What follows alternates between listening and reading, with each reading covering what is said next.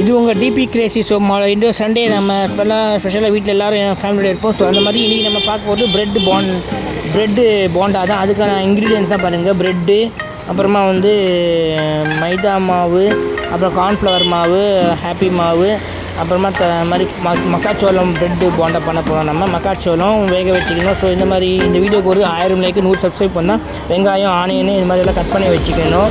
கார்ன்ஃப்ளாக்ஸை வந்து நம்ம வந்து ஊற வச்சுக்கின்னு சுடு தண்ணியில் மெத்துன்னு இந்த கார்ன்ஃப்ளாக் இது பண்ணி வச்சுக்கணும்.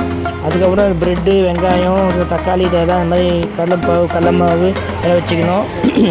இந்த வீடியோக்கு ஒரு 1000 லைக் 100 சப்ஸ்கிரைப் பண்ணேன். என்டர்டைன்மெண்ட்டுக்கு மேற்கொண்டு நிறைய వీడియో పోடுவேன். ఈరోజు మీరు చూడబోయేది కార్న్ఫ్లవర్ బోండా. దానికి కార్న్ఫ్లవరు, ఉడకబెట్టిన కార్న్ఫ్లవరు, వెల్లుల్లి, కరింపాకు, శనగల పిండి ప్రిపరేషన్ చేసుకొని చేయాలి. బాగుంటుంది.